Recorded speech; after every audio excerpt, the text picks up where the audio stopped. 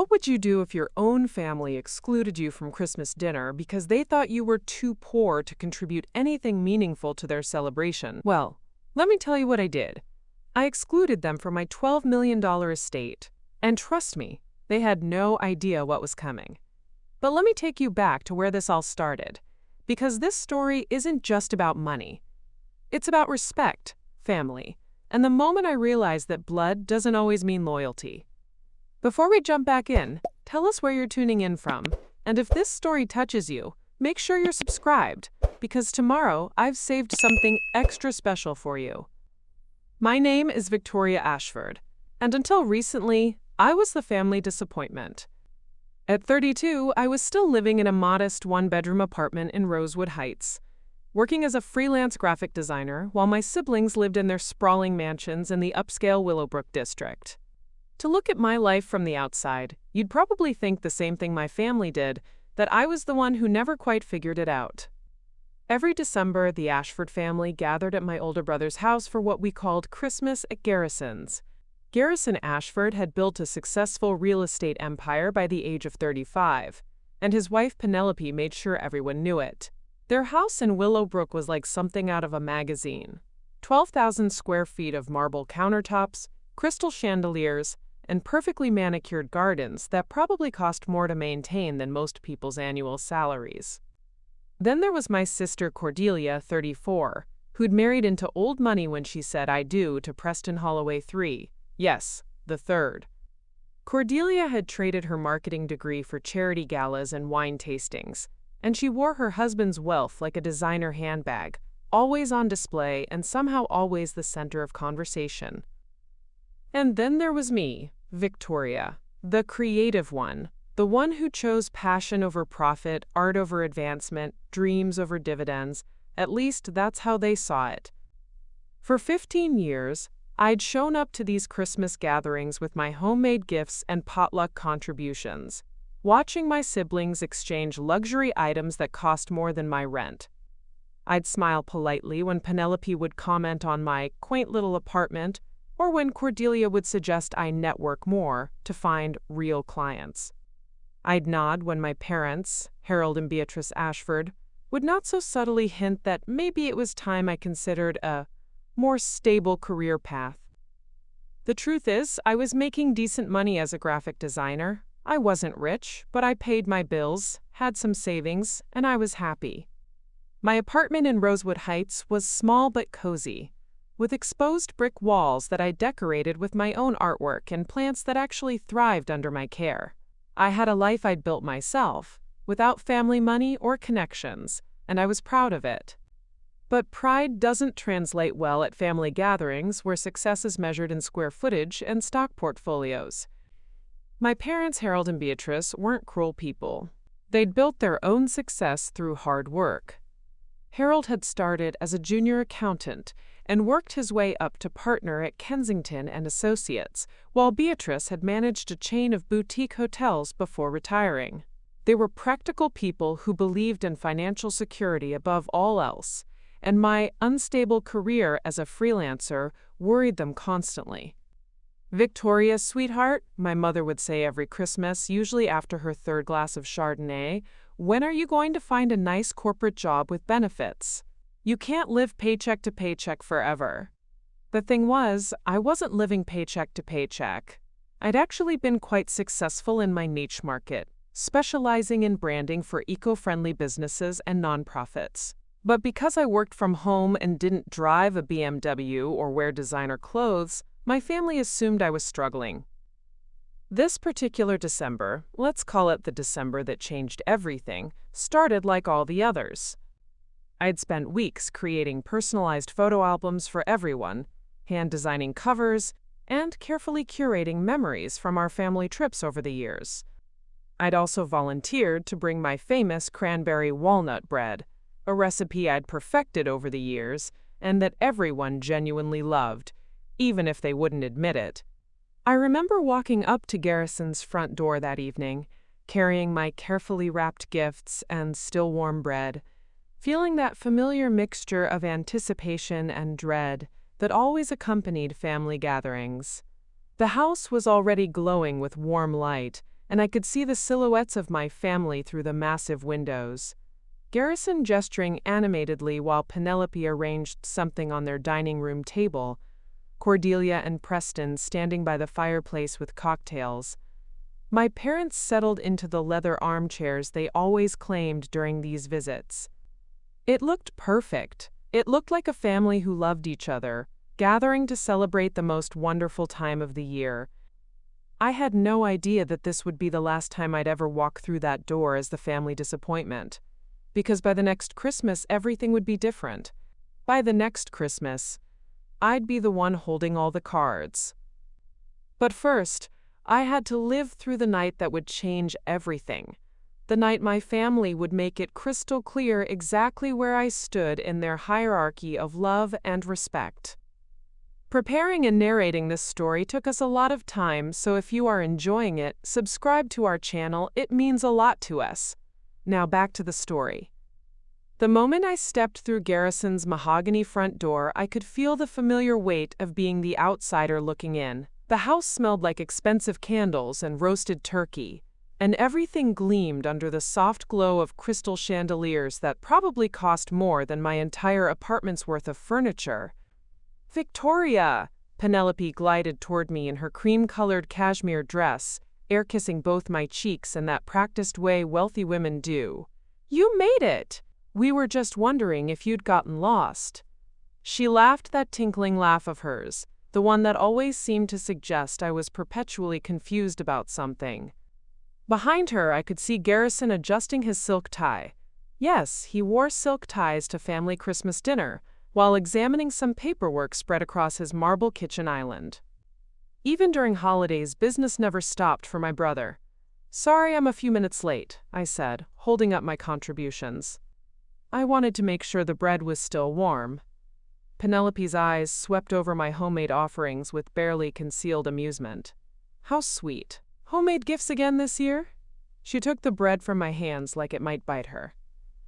"I'll just put this in the kitchen with the other contributions." The way she said "other contributions" made it clear that my cranberry walnut bread was being relegated to the same category as a gas station fruitcake. "Victoria, darling," my sister Cordelia swept into the foyer, her emerald silk dress rustling as she moved. Everything about Cordelia rustled, clinked, or sparkled, from her diamond tennis bracelet to her designer heels that probably cost more than most people's monthly mortgage payments. "You look comfortable." That was Cordelia's specialty. Backhanded compliments that sounded sweet but left you feeling like you'd just been insulted by a professional. I was wearing a simple black dress I'd bought on sale at Nordstrom Rack, and suddenly I felt underdressed, despite knowing I looked perfectly fine. Preston appeared beside her, martini in hand, wearing the kind of casual wealth that only comes from generational money. A sweater that probably cost $800 but looked deliberately rumpled, like he'd thrown it on without thinking. "Victoria, still doing the art thing, I hear?" The art thing, as if my career was a hobby I'd grow out of eventually. "Business is actually going really well," I said, forcing brightness into my voice. "I just finished a rebrand for a sustainable fashion company that's expanding internationally." Preston nodded with the kind of polite disinterest reserved for children explaining their crayon drawings. "That's nice. Have you met my golf partner's daughter? She works in marketing at a Fortune 500. Real career stability, you know. Benefits, 401k, the works."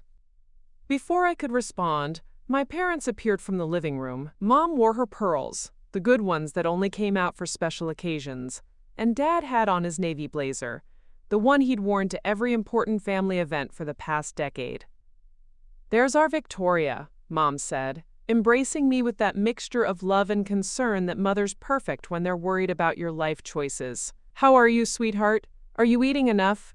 You look thin." "I'm fine, Mom. Actually, Harold, doesn't she look thin?"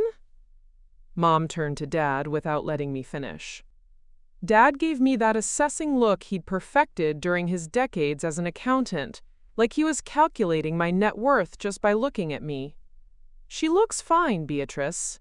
Victoria, sweetheart, how's the freelancing going? Any thoughts about finding something more permanent? And there it was. Less than 5 minutes in the door, and we'd already covered all the greatest hits. My appearance, my career instability, and the general concern that I hadn't figured out how to be a proper adult yet. Actually, I started again, I've been doing really well. I just signed a contract with… Oh, that's wonderful, dear, Mom interrupted, but her eyes were already drifting toward Cordelia, who was showing off a new ring. Cordelia, is that new? It's absolutely stunning. Cordelia extended her hand with practiced elegance. Preston surprised me for our anniversary. It's a 5-carat emerald. He had it custom made by that jeweler in Manhattan. You know, the one who does pieces for celebrities? The conversation immediately shifted to the ring, its origins, its cost, which Cordelia managed to mention without actually stating the price, and how thoughtful Preston was. I stood there, holding my homemade gifts, while my family gathered around to admire something that cost more than most people's cars. This was how it always went. I'd try to share something about my life, my success, my happiness, and somehow the conversation would pivot to Garrison's latest real estate acquisition or Cordelia's newest luxury purchase. It wasn't that they were deliberately cruel, they just genuinely seemed to find my life less interesting than their own material achievements. Garrison emerged from the kitchen, having finally put away his paperwork. Sorry about that, had to handle a last-minute contract issue. You know how it is. He clapped me on the shoulder with the casual confidence of someone who'd never doubted his place in the family hierarchy. Victoria, good to see you. Still living in that little place in Rosewood Heights? The way he said little place made my apartment sound like a garden shed. It suits me perfectly, I replied. And the neighborhood's really up and coming, lots of young professionals, great local businesses.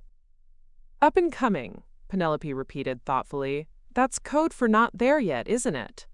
She laughed that musical laugh again. Well, I'm sure it's very authentic.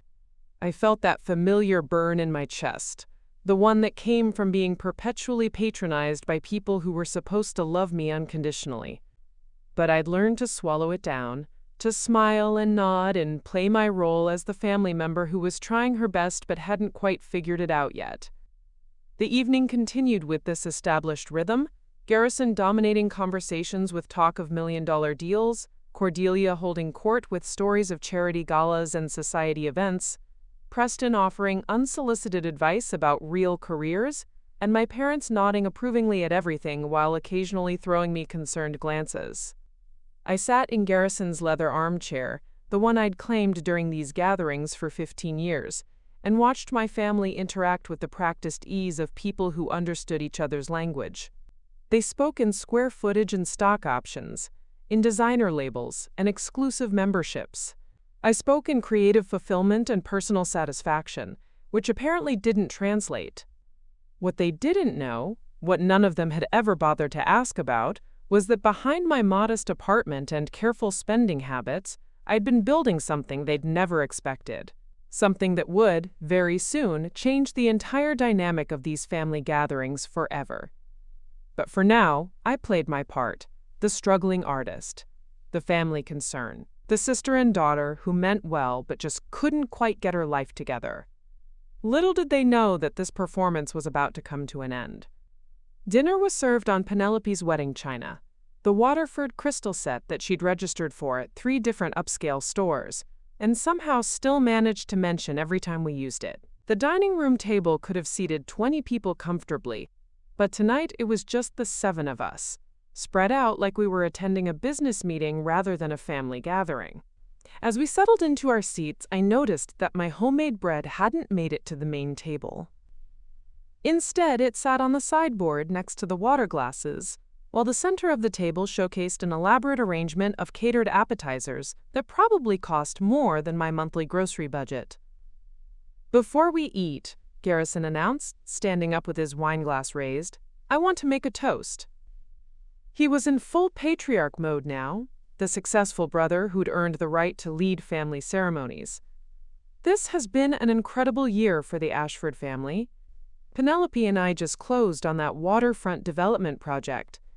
You know, the one I've been working on for 3 years?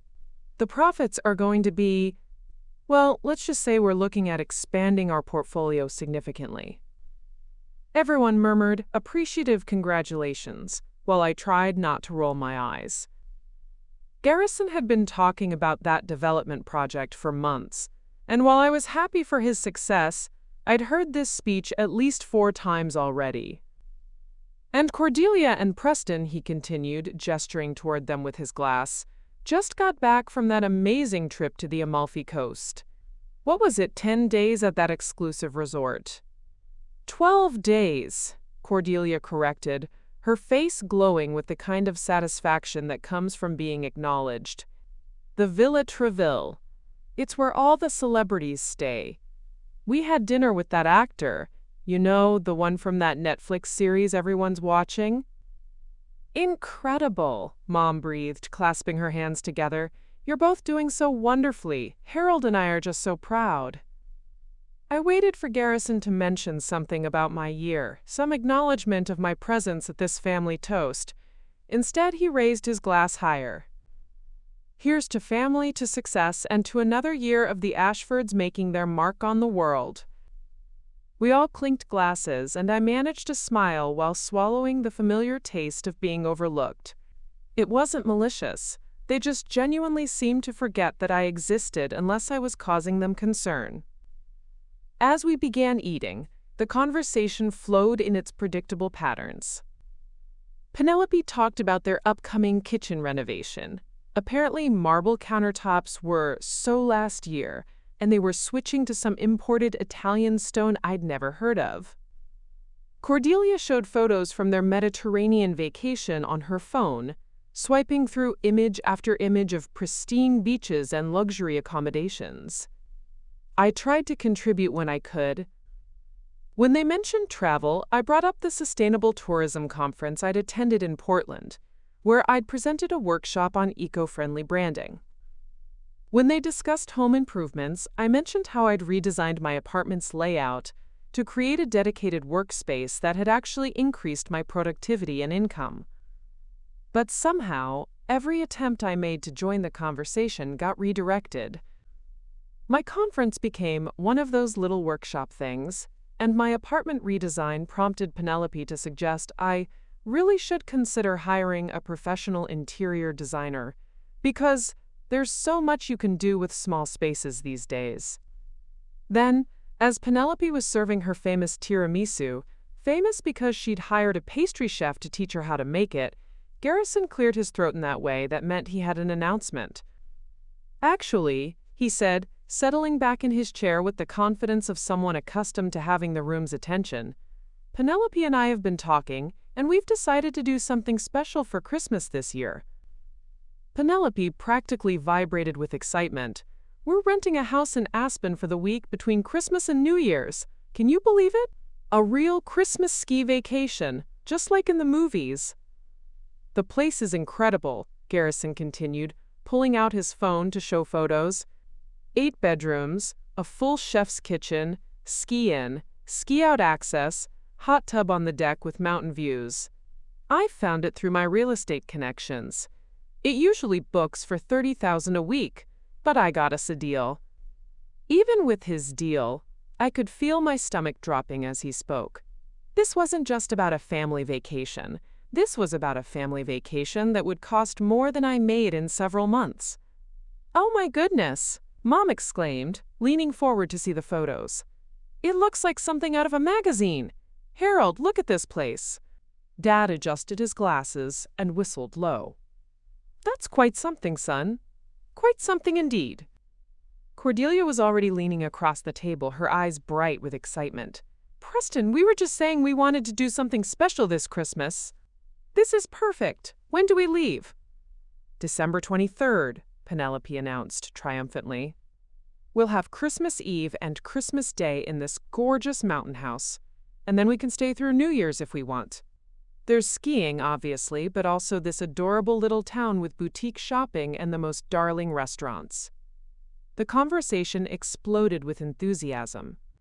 Mom started talking about what she'd pack.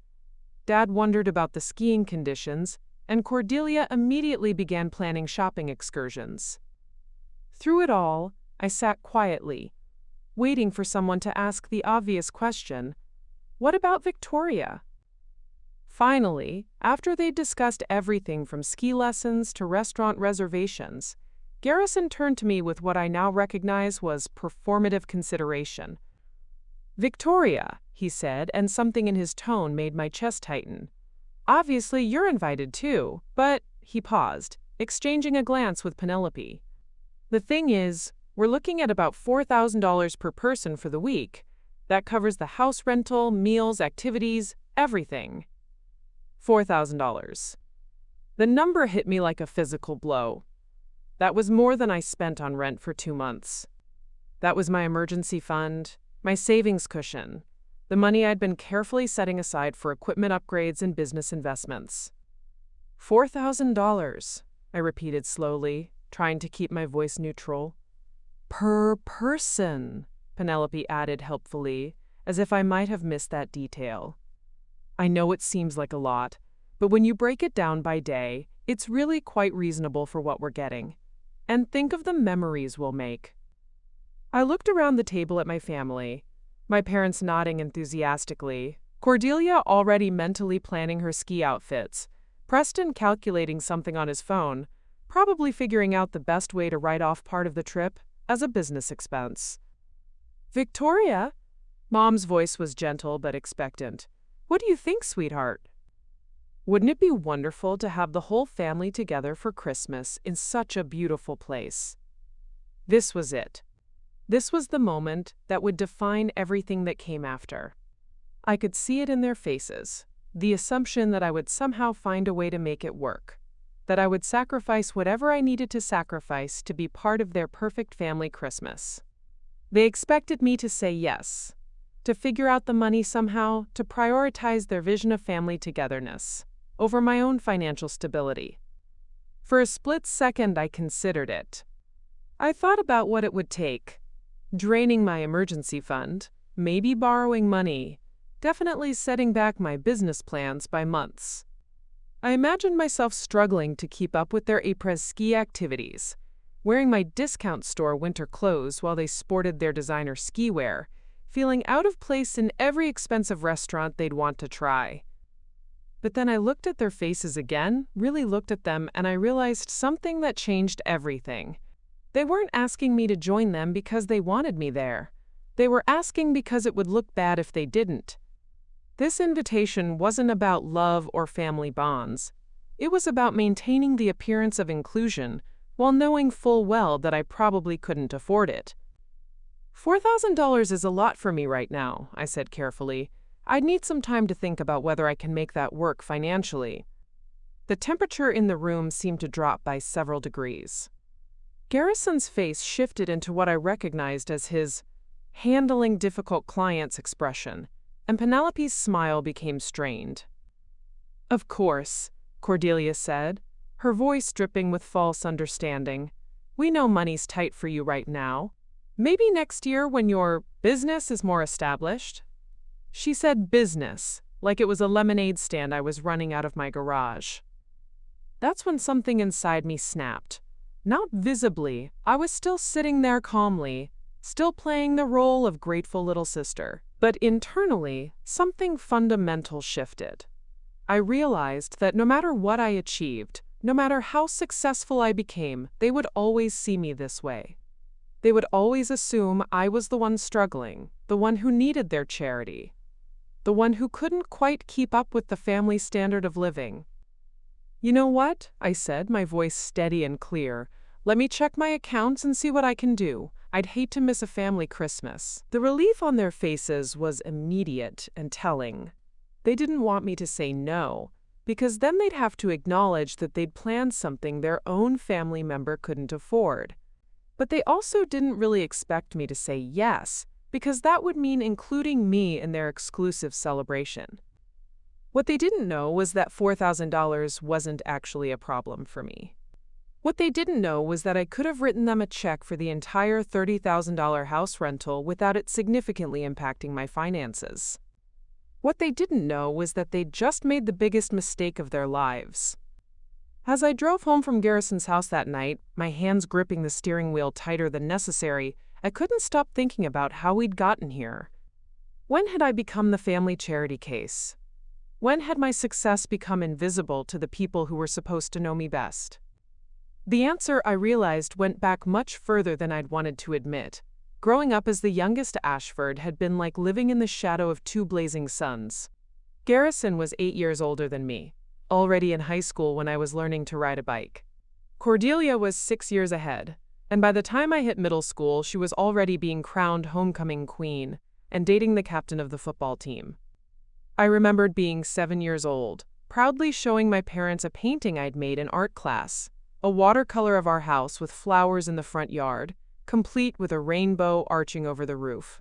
I'd been so excited to hang it on the refrigerator next to Garrison's honor roll certificate and Cordelia's soccer trophy. "That's lovely, sweetheart," Mom had said, barely glancing at it as she rushed to get ready for Garrison's academic awards ceremony. "We'll find somewhere to put it later." Later never came. The painting ended up in my bedroom, taped to my closet door, while the refrigerator remained a shrine to my siblings' more substantial achievements. When Garrison graduated as valedictorian, our house filled with relatives and family friends, all congratulating my parents on raising such an exceptional young man. When he got accepted to Wharton Business School with a partial scholarship, Dad actually cried with pride.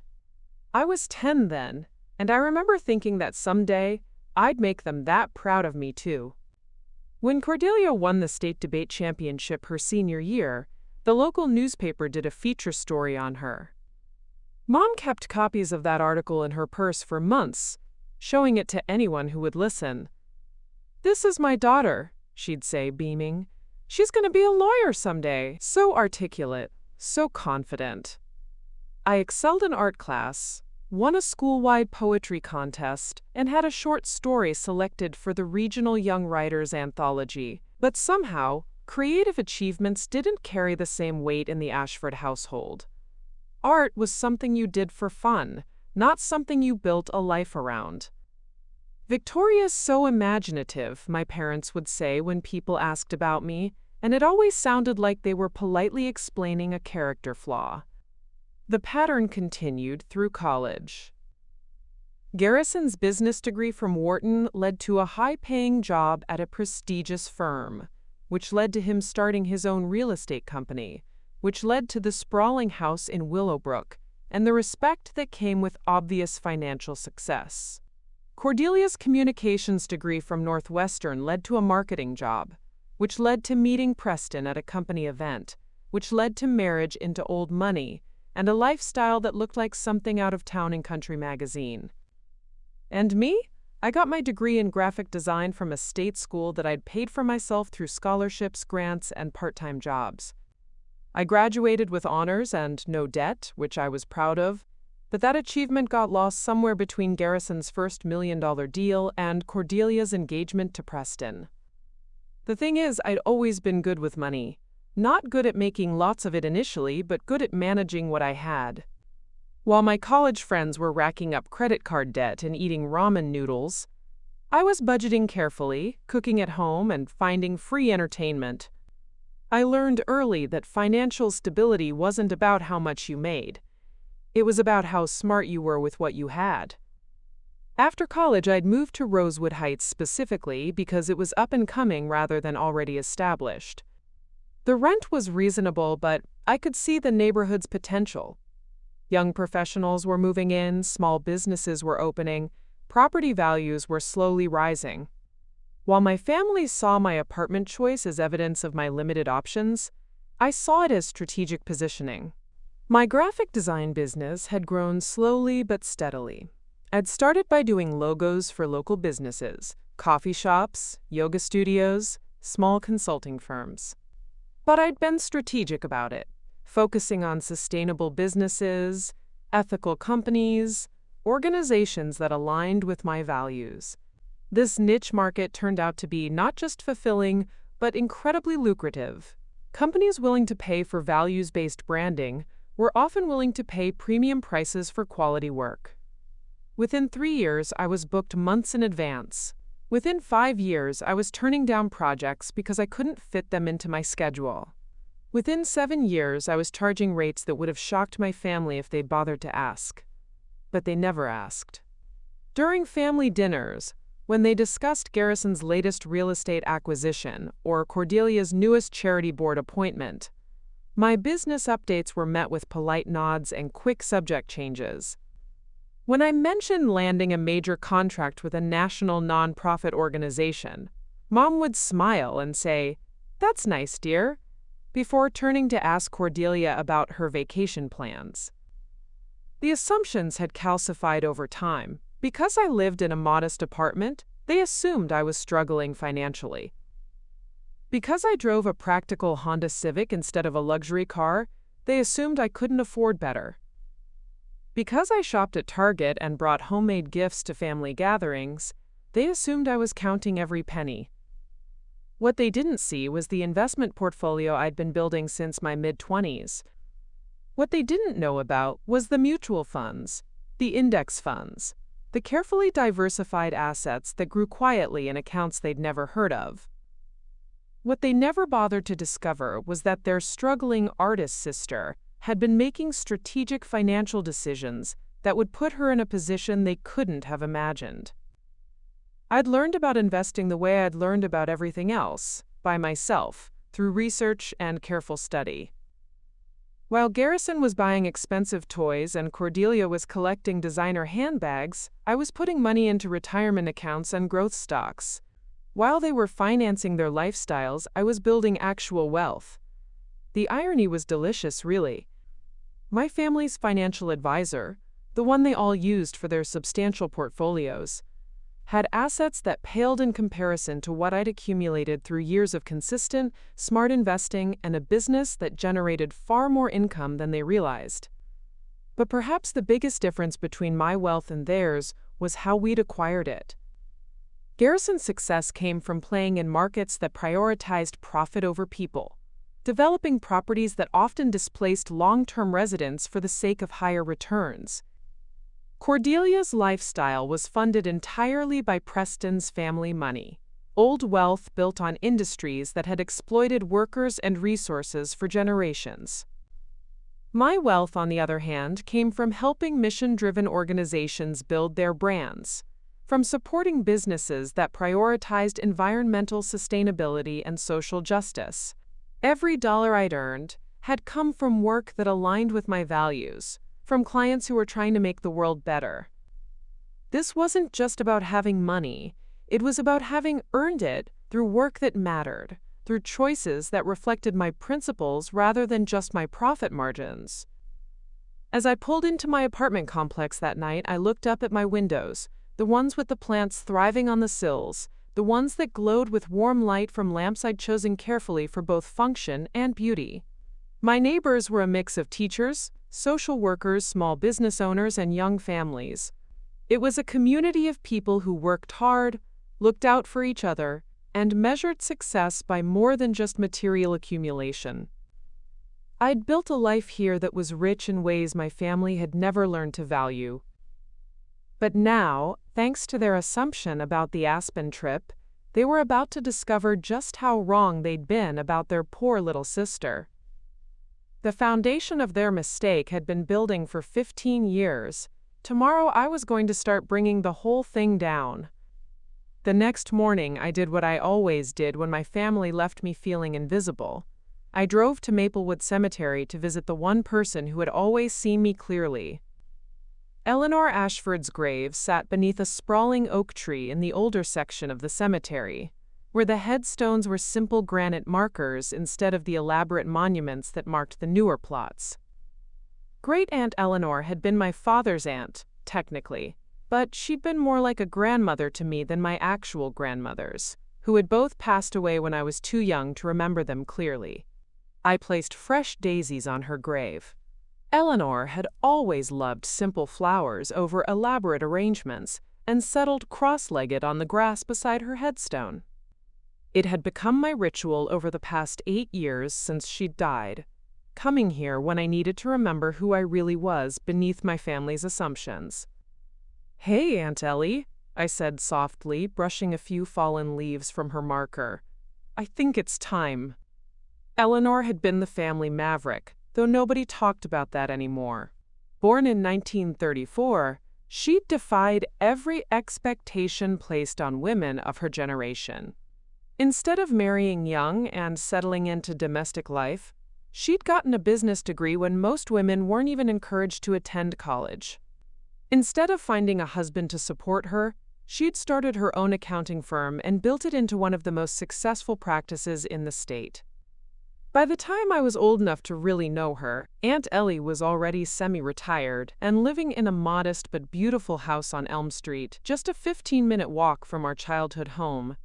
While my parents were busy managing Garrison and Cordelia's packed schedules of advanced classes and extracurricular activities, I'd slip away to spend afternoons with Eleanor. Her house was nothing like the rest of my family's spaces. Where they had formal living rooms with furniture you weren't supposed to actually sit on, Eleanor had a cozy den with well-worn armchairs and bookshelves that went from floor to ceiling. Where they had dining rooms reserved for special occasions, Eleanor had a kitchen table that was always set for conversation and snacks. The secret to wealth, Eleanor had told me when I was 12, as we sat at that kitchen table working on a puzzle together, isn't making a lot of money.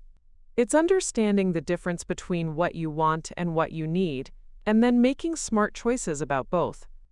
She was the first person to take my interest in art seriously. When I showed her drawings, she didn't just smile politely and move on to more important topics. She'd study them carefully, ask questions about my techniques, and offer genuine feedback that helped me improve. "You have a real gift for seeing things differently," she'd said, examining a sketch I'd made of her garden. "That's not just artistic talent. That's a valuable perspective that can serve you in any field." When I got older and started showing interest in graphic design, Eleanor was the one who helped me understand it as a legitimate business, not just a hobby.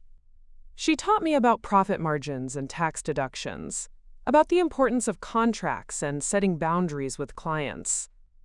"Creative work is still work," she'd explained, reviewing my first freelance contract when I was 19. "Don't let anyone convince you otherwise. Your talent has value, and you should be compensated fairly for it." But perhaps most importantly, Eleanor had understood something about our family that I was only beginning to grasp.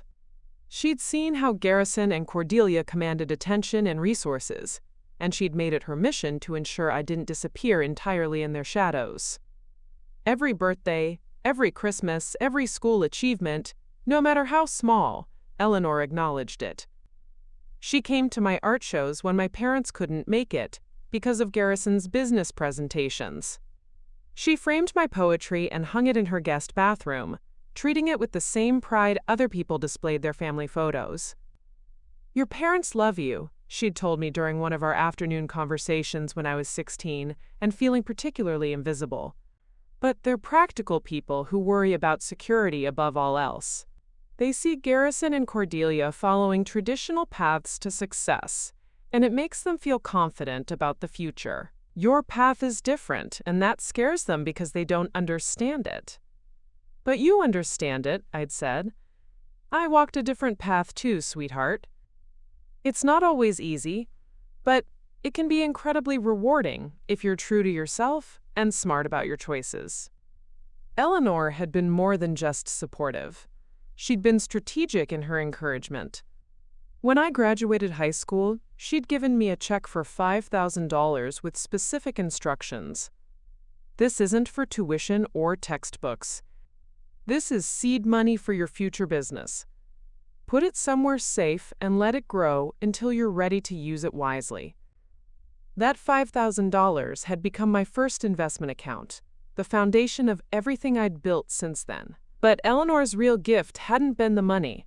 It had been the confidence that my unconventional path was not only valid, but potentially more rewarding than the traditional routes my siblings had chosen. During my college years, Eleanor and I had stayed close through weekly phone calls and long email exchanges about everything from market trends to the philosophical implications of sustainable business practices. She'd been fascinated by my focus on values-driven companies, seeing it as the natural evolution of her own principles. "You're building something that matters," she'd said during our last conversation before she passed away. "Not just a business, but a legacy. That's rarer than most people realize." Eleanor's death had been sudden, a heart attack at 74, while she was working in her garden. She'd left detailed instructions for her funeral: simple service, donations to literacy programs instead of flowers, celebration of life rather than mourning, and her will had been as precisely organized as everything else in her life. The reading of Eleanor's will had been the first time I'd seen my family truly shocked into silence. She'd left modest amounts to various charities, small gifts to friends and neighbors, and $50,000 to a scholarship fund for first-generation college students studying business. But the bulk of her estate, including her house, her investments, and her business assets, had come to me. To my great-niece Victoria, the lawyer had read, who understands that true wealth comes from building something meaningful rather than just accumulating possessions. Use this foundation wisely, and remember that the best revenge against those who underestimate you is a life well lived.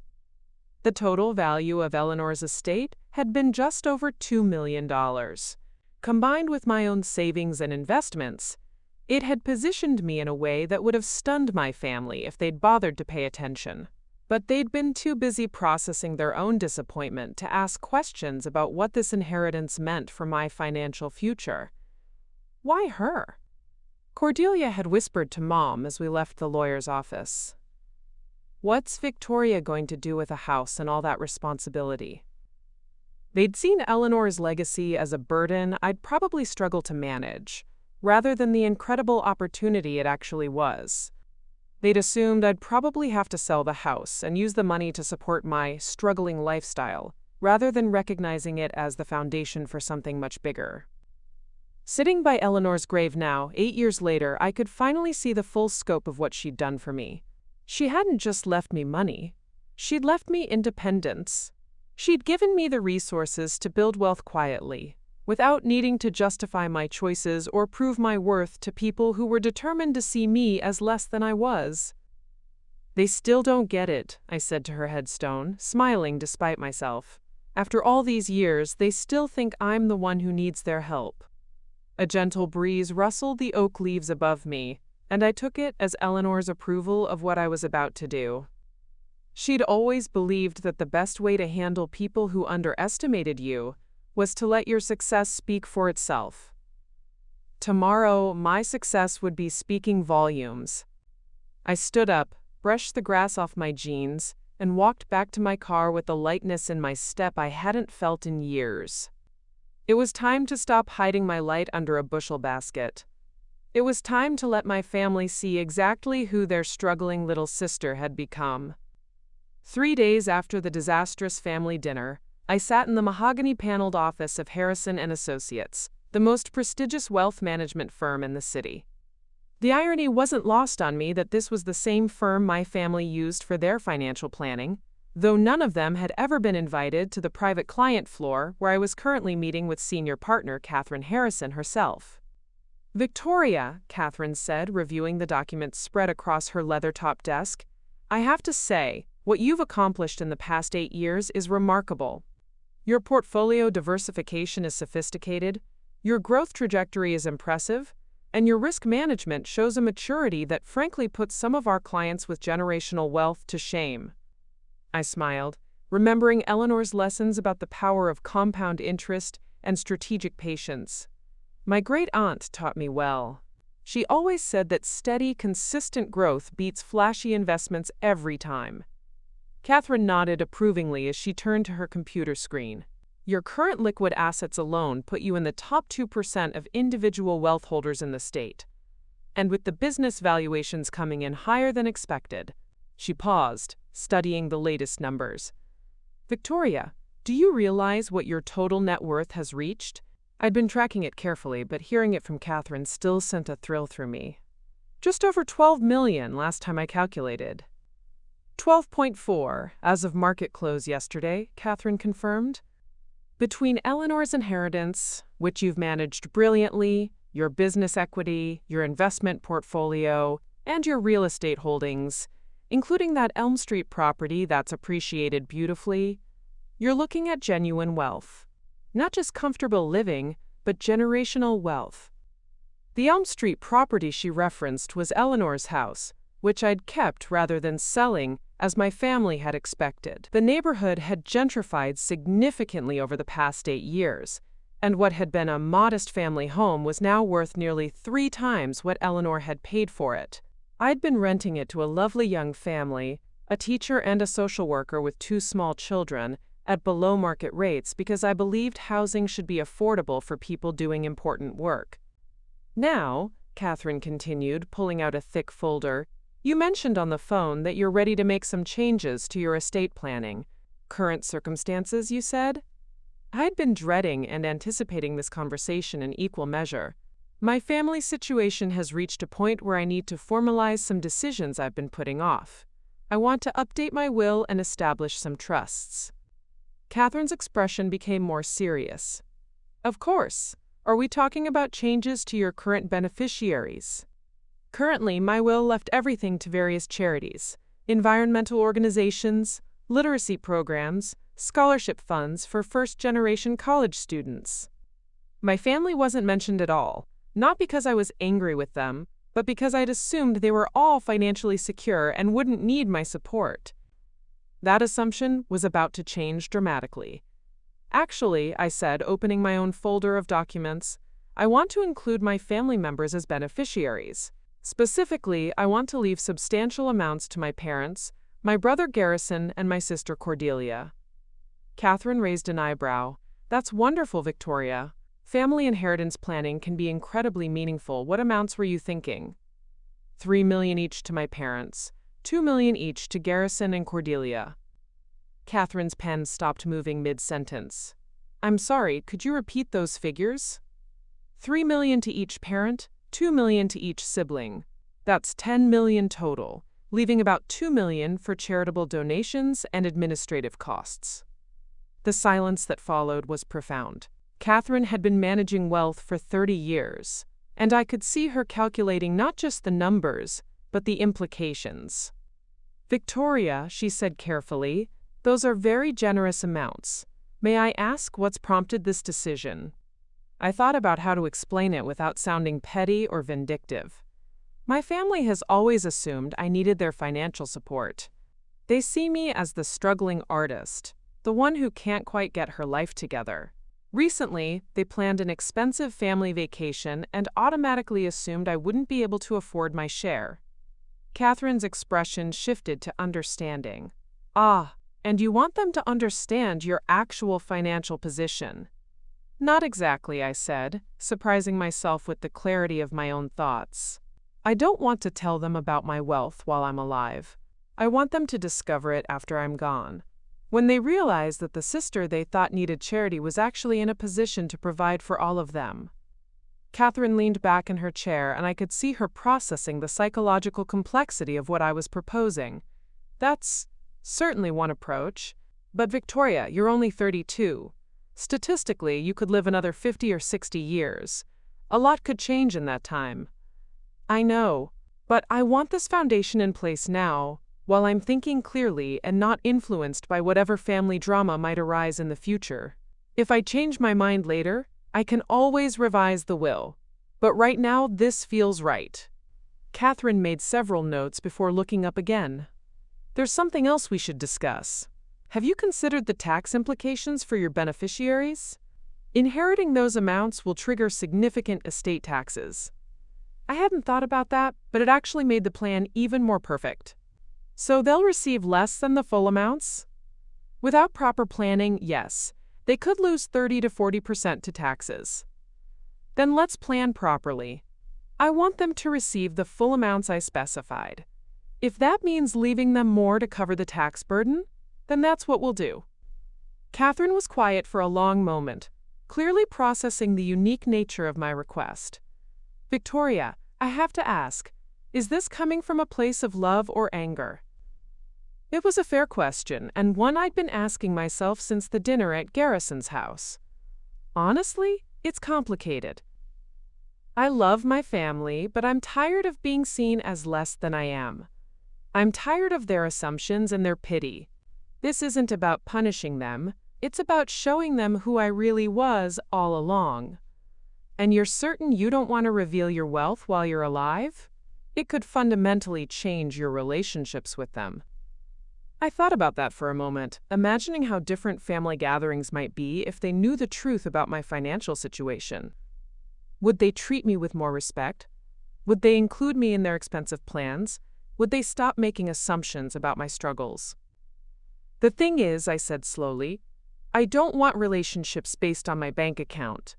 If they can only respect me when they know I have money, then those aren't relationships worth having. But someday, when I'm gone, I want them to understand that the daughter and sister they overlooked was actually the one who could have taken care of all of them. Catherine nodded slowly. It's unconventional, but I understand the sentiment. There's something poetic about it, frankly. The family member they thought needed help being the one positioned to provide for everyone else. We spent the next 2 hours working through the details. Trust structures to minimize tax burden. Specific instructions for how the inheritances should be distributed. Letters to be delivered with the will, explaining my decisions and my love for each of them despite our complicated relationships. As I signed the final documents, Catherine looked at me with something approaching admiration. You know, Victoria, in 30 years of wealth management, I've never handled an estate plan quite like this one. Your family has no idea how fortunate they are to have you. They will, I said, sealing the envelope that contained copies of all the documents. Someday they'll understand exactly how fortunate they were.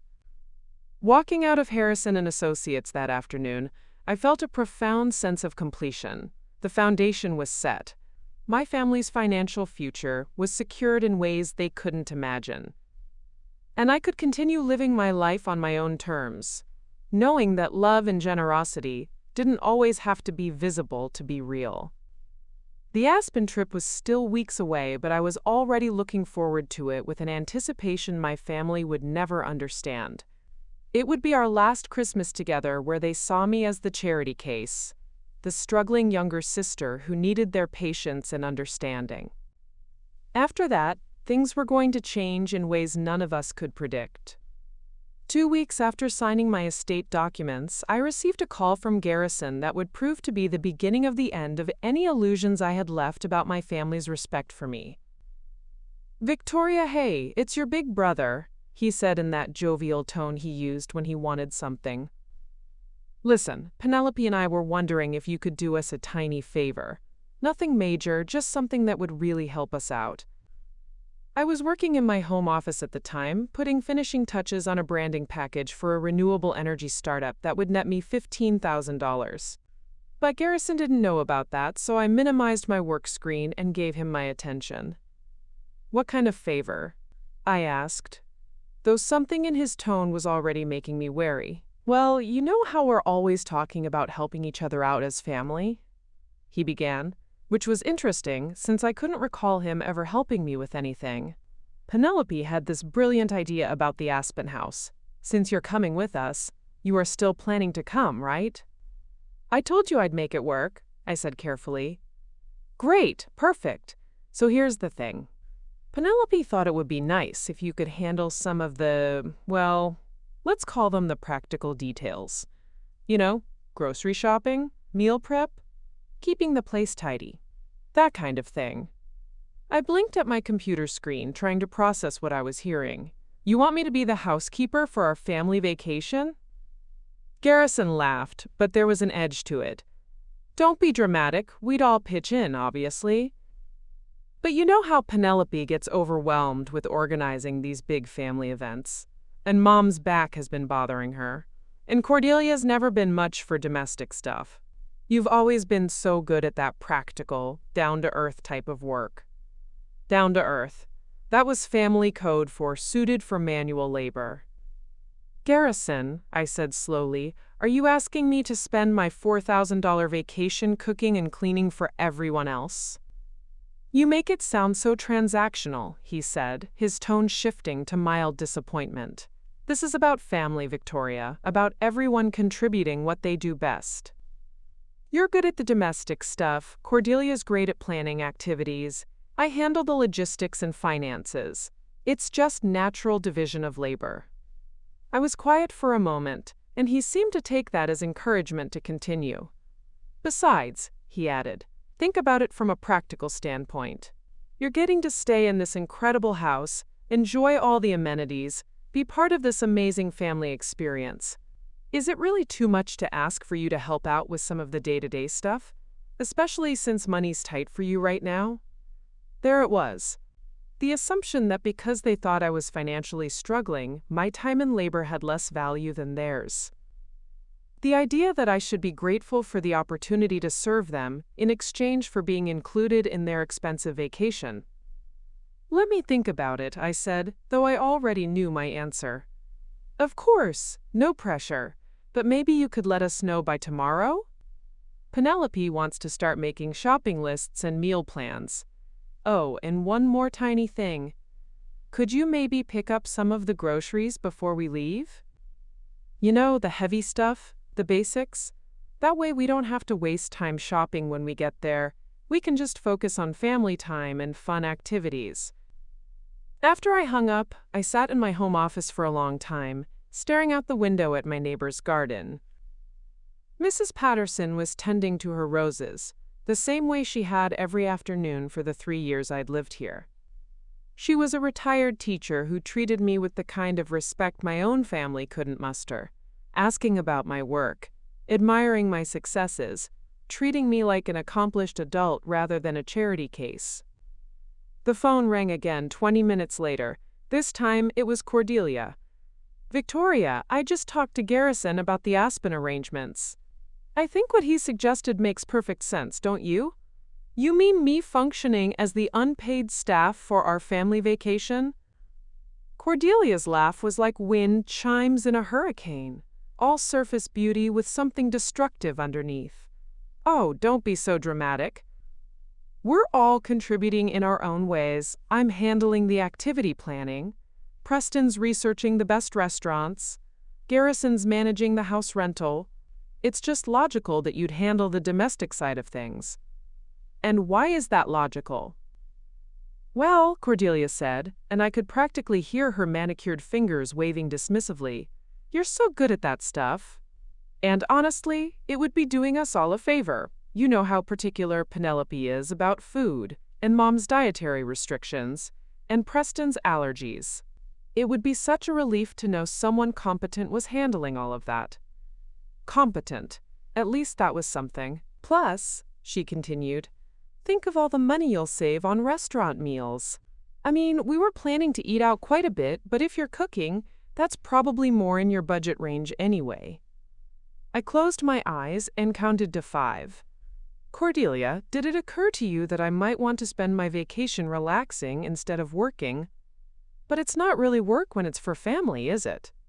Besides, you'll have plenty of time to relax while you're cooking. Put on some music, maybe listen to a podcast. It could be really zen for you. Zen. She wanted me to find enlightenment through unpaid domestic labor. And honestly, she went on, it would be such a weight off Mom's mind. You know how she worries about you, whether you're eating properly, whether you're managing okay on your own. This would show her that you're really capable of taking care of things. She'd be so proud. There was the manipulation I'd been waiting for. Frame my servitude as a way to ease Mom's concerns about my competence. Make it about proving myself worthy of their approval. The final call came that evening, from Mom herself. Sweetheart, she said in that gentle, worried tone that always made me feel guilty for existing, Garrison mentioned that you might help with some of the meal planning for Aspen.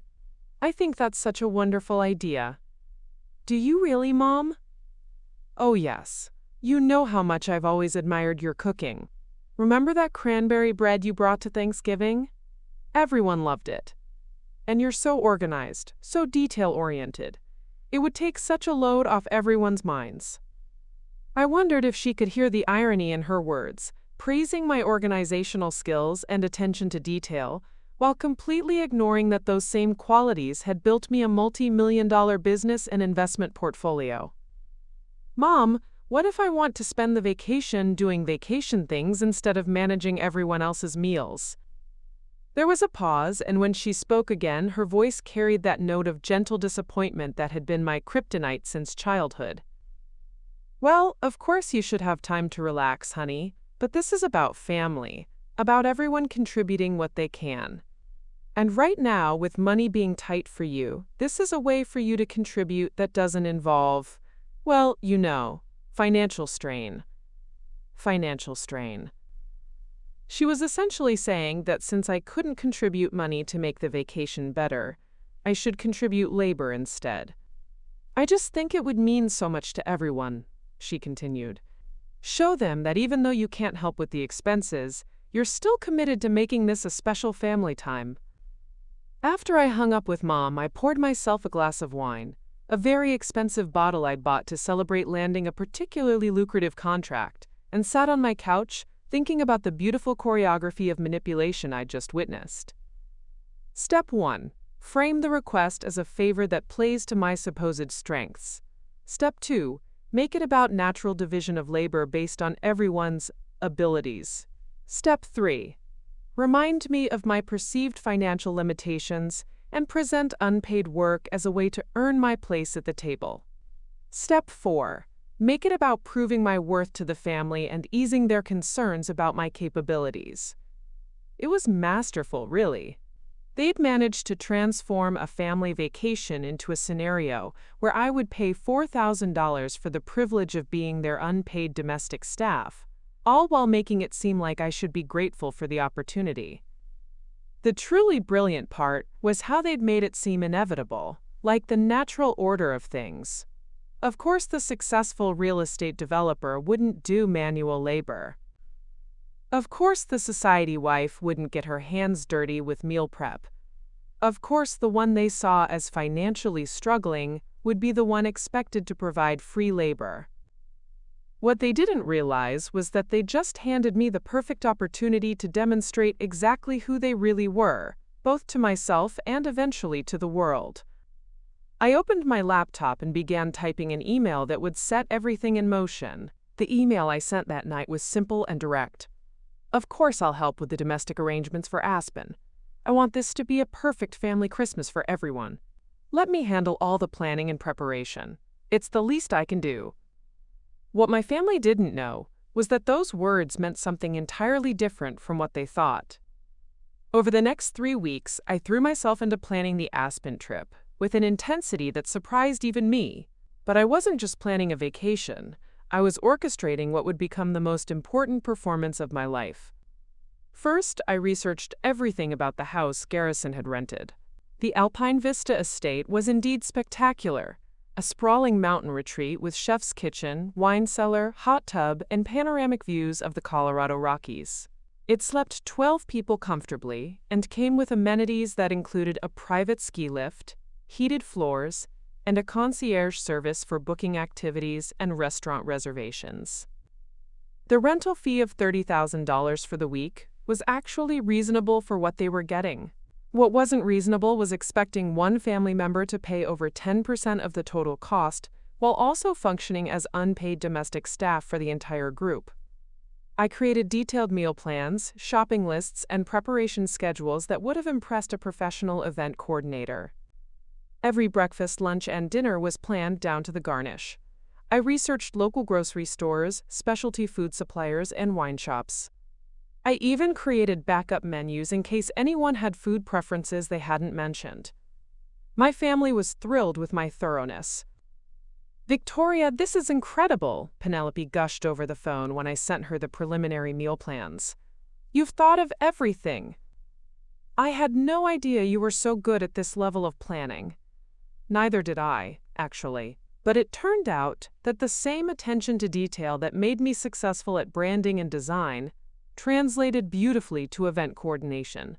The same strategic thinking that helped me build investment portfolios worked equally well for coordinating complex logistics.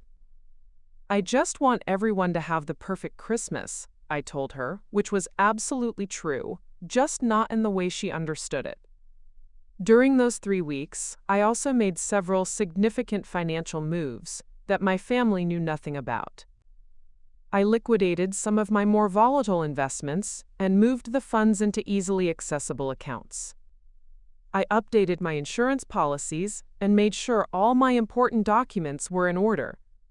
I even drafted several letters to be delivered at specific future dates, though I hoped I'd never need to use them. Most importantly, I used those weeks to really observe my family's behavior patterns. I started paying attention to how they talked about money, work, and value.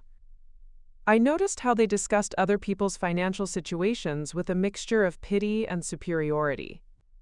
I watched how they treated service staff at restaurants and retail workers at stores.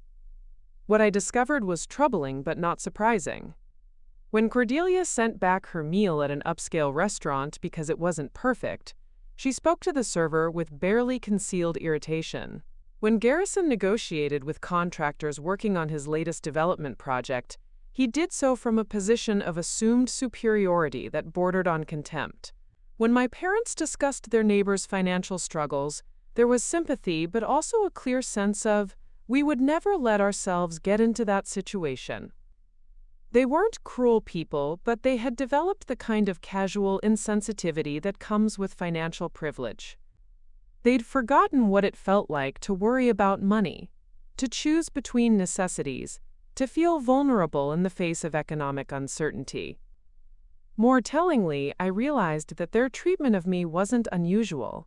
It was just how they treated anyone they perceived as being in a weaker position. The difference was that I was family, so the condescension came wrapped in love and concern rather than open disdain. 2 weeks before the trip, I had lunch with my friend Miranda, who worked as a social worker and had known my family peripherally for years.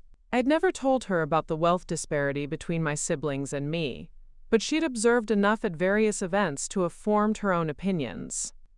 "Your family dynamics are fascinating," she said over salads at our favorite cafe. "It's like watching a nature documentary about pack behavior." "What do you mean?" Miranda stirred her soup thoughtfully. "There's this established hierarchy, and everyone plays their role perfectly. Garrison's the alpha. Successful, dominant, makes the big decisions.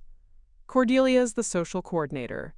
Beautiful, charming, maintains the family's public image. Your parents are the elder statespeople. They provide wisdom and approval. And you, I'm what? You're the omega, the one who keeps the peace, absorbs the stress, makes sure everyone else's needs are met. You're essential to the family's functioning, but you're also the one everyone can safely take their frustrations out on." Her words hit harder than I'd expected. "You really see it that way? Victoria, I've watched you at family events for 3 years. You're always the one helping in the kitchen while everyone else socializes. You're the one who remembers birthdays and sends thoughtful gifts. You're the one who listens to everyone's problems and offers support. But when was the last time any of them asked how you're doing? Really asked, not just the polite "how's work" question they throw out before talking about themselves?" I thought about it and realized I couldn't remember. "The thing is," Miranda continued, "Omega wolves are actually crucial to pack survival. They're often the most emotionally intelligent, the most adaptable, the most capable of seeing the big picture. But they're also the most undervalued by the other pack members." That conversation stayed with me as I continued my preparations. I started seeing my family's requests and expectations through a different lens. They weren't just asking me to help with vacation planning, they were reinforcing a dynamic that had been in place for decades. The grocery shopping alone turned into a logistical nightmare that demonstrated exactly how little they understood about domestic work. The initial shopping list I'd created based on their preferences came to over $800 for 1 week for 7 people. When I mentioned this to Cordelia, she was genuinely surprised. "Really? That seems like a lot. Are you sure you're shopping efficiently? I reminded her that she'd specifically requested organic, locally sourced produce, grass-fed beef, wild-caught salmon, artisanal cheeses, and premium wines. She'd also insisted on having backup options for every meal in case someone didn't like the planned menu. Well, she said after a moment, I suppose that's just what quality costs these days. Good thing you're so good at budgeting and finding deals. Finding deals. As if I were their personal coupon clipper. The week before departure, I spent my evenings doing advanced food preparation in my small apartment kitchen. I made cranberry sauce, dinner rolls, and cookie dough that could be frozen and baked fresh. I prepared spice blends and marinade bases. I created detailed cooking schedules and shopping lists organized by store section. My neighbors probably thought I was catering a wedding. Wow, said Mrs. Patterson, who'd stopped by to borrow a cup of sugar and found my kitchen in full preparation mode. This looks like professional-level event planning. What's the occasion? Just a family vacation, I told her. I'm handling the meal coordination. She looked around at the organized chaos of meal prep containers, shopping lists, and cooking schedules. For how many people? 7. Mrs. Patterson, who had raised 4 children and hosted countless family gatherings in her 73 years, gave me a look that was equal parts admiration and concern. Honey, she said gently, this level of preparation is what caterers do for paying clients. Are you sure your family appreciates how much work you're putting into this? I smiled and continued labeling containers. They will. Because by the time this vacation was over, my family was going to understand exactly what my time, effort, and contributions were worth. They were going to learn the difference between being grateful for someone's help and taking that help for granted. And they were going to discover that the family member they'd been treating as their personal service provider was actually the one with the power to change all their lives forever. I just hoped they would remember this lesson when they needed it most. December 22nd arrived with the kind of crystalline winter morning that makes travel commercials look realistic. I loaded my Honda Civic with enough luggage and food supplies to stock a small restaurant, while my family prepared for their luxury vacation with the casual ease of people who'd never doubted their place at the table. The plan was to meet at the Denver airport and take a chartered bus to Aspen together, a detail Garrison had arranged without consulting anyone about the additional cost. When I arrived at the designated meeting point, I found my family clustered around a pile of designer luggage that looked like it belonged to a traveling royal family. Victoria, Mom called out, waving me over with the kind of enthusiasm usually reserved for greeting returning war heroes. You made it! And with all the groceries? I gestured to my overloaded car. Everything's packed and ready. The perishables are in coolers with ice packs, and I've got the cooking schedule organized by day. Penelope appeared at my elbow, wearing what I recognized as a $3,000 ski parka in pristine white. You're amazing. I don't know how you managed to fit everything in that little car of yours. That little car. Even my vehicle was subject to their casual condescension. The chartered bus was as luxurious as everything else my family touched. Leather seats, individual climate controls, and a full bar that Garrison immediately began utilizing despite the early hour. To family Christmas in the mountains, he announced, raising a glass of something expensive and amber-colored. Everyone toasted except me. I was too busy calculating the cost of this bus rental. Probably another $3,000 split 7 ways, except nobody had mentioned that expense to me. Another $430 I'd be expected to absorb without complaint. The drive to Aspen should have been beautiful. The Colorado Rockies stretched endlessly in every direction, snow-capped peaks catching the morning sunlight like jewels. Instead, I found myself listening to my family's conversation with growing disbelief. I've already made us dinner reservations at Le Bernardin for tomorrow night, Cordelia announced, scrolling through her phone. It's booked solid through New Year's, but Preston knows the owner. Preston nodded with the casual privilege of someone whose connections open doors everywhere. 8 o'clock reservation. I told them we're a party of 7. I looked up from the meal planning folder I'd been reviewing. I thought I was cooking Christmas Eve dinner. That's what we discussed. Oh, that? Penelope waved her hand dismissively. We decided it would be more fun to experience some of the local cuisine. You understand, right? You can still cook Christmas Day if you want. If I wanted. As if the weeks of planning and preparation had been my personal hobby rather than their specific request. But I've already bought all the ingredients for Christmas Eve, I said carefully. The prime rib roast, the lobster tails, the champagne for the toast. It's all planned and prepped. Garrison looked back from his seat at the bar setup. That's fine. We can have those things Christmas Day instead. Or maybe just freeze them for later. No big deal. No big deal. $300 worth of carefully selected premium ingredients, reduced to leftovers because they'd decided to change plans without consulting the person who'd done all the work. The thing is, Cordelia added, not even looking up from her phone, Les Bournadins has this incredible reputation, and we want to have at least one really special dinner out. You understand, right? It's not like you can't cook for us any other time. Any other time. As if I were their personal chef on retainer, rather than their sister on vacation. Mom reached over and patted my hand with that gentle, concerned expression she'd perfected over the years. Sweetheart, you'll still get to enjoy the dinner. And think of it this way. One less night of cooking for you. You can relax and just enjoy yourself. Relax. At a restaurant where a single entree probably cost more than my monthly grocery budget, wearing clothes that would mark me as the family member who didn't quite belong, listening to conversations about wine pairings and culinary experiences I was supposed to be grateful to witness. How much is dinner at Le Bernardin? I asked. The silence that followed was telling. Preston cleared his throat. It's a special occasion. Christmas Eve in Aspen. These experiences are what make memories. How much, Preston? Probably around $200 per person, maybe $250 with wine pairings. $250. For one meal, on top of the $4,000 I'd already paid. The bus rental I hadn't been warned about, and the groceries that were now being demoted to backup status. That's fine, I said, and I could see the relief on their faces.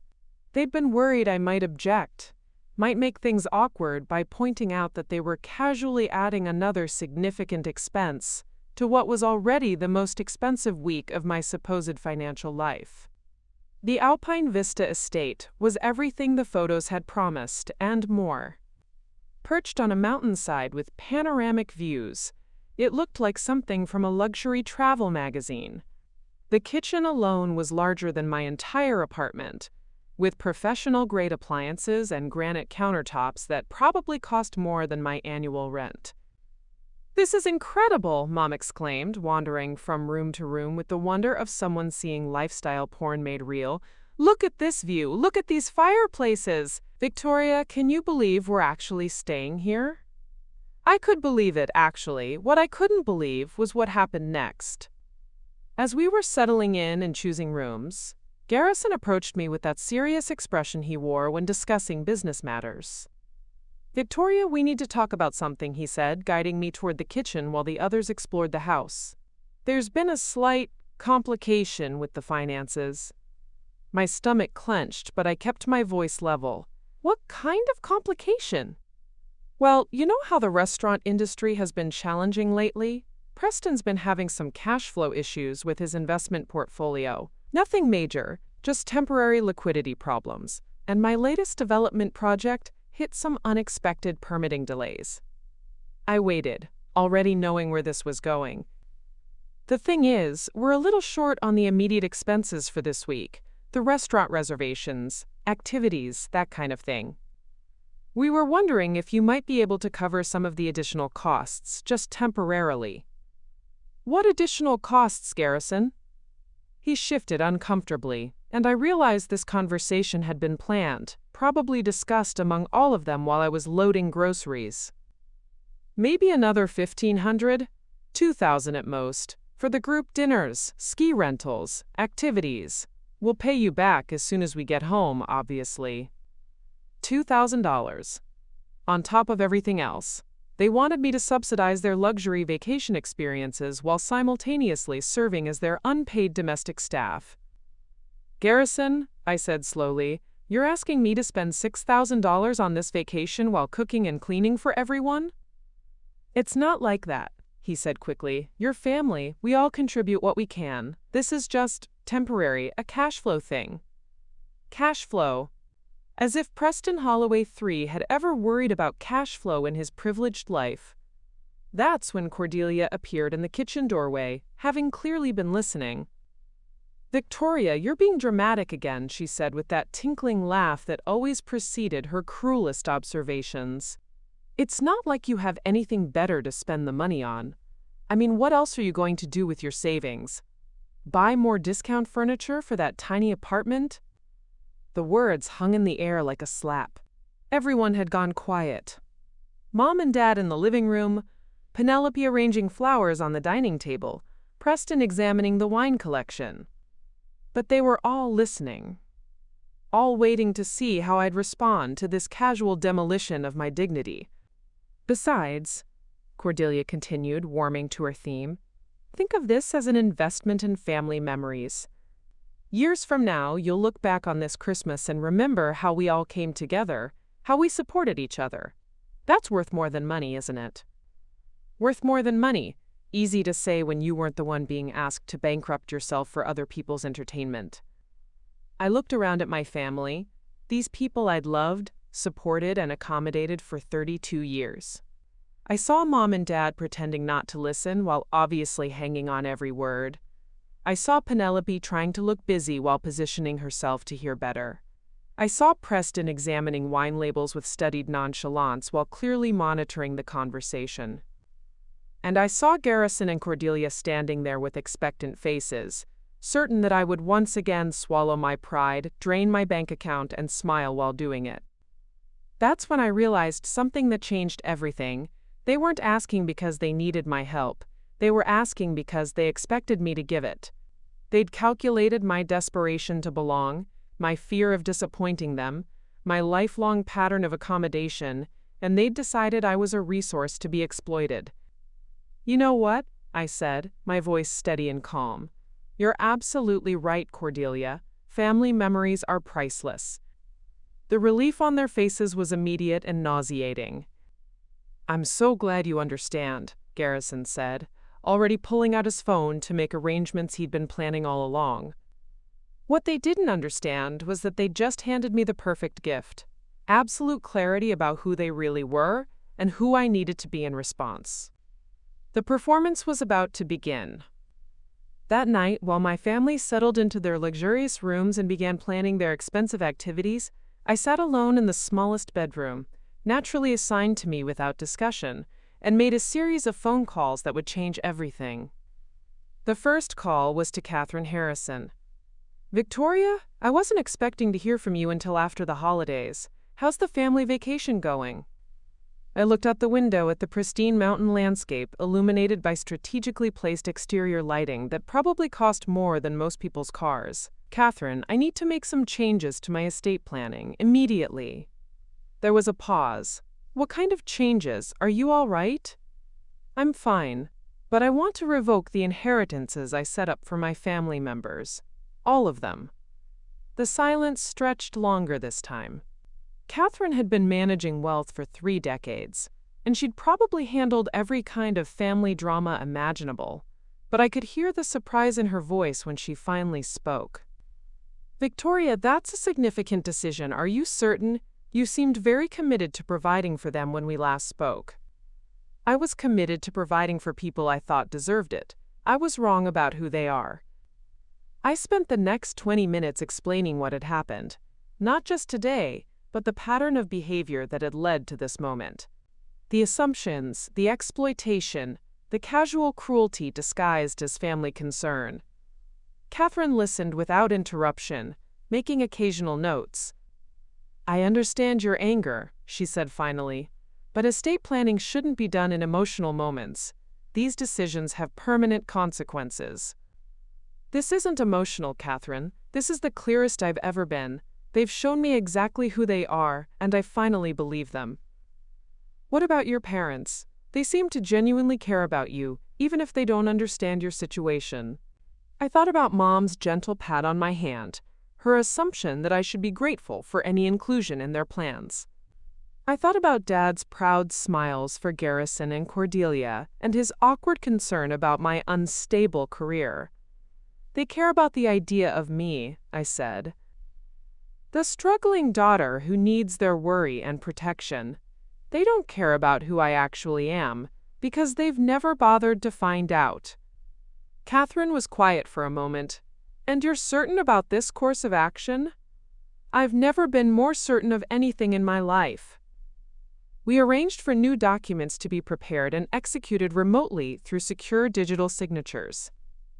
By morning, my family would be cut out of my will entirely, with their inheritances redirected to the charitable organizations that had always been my backup beneficiaries.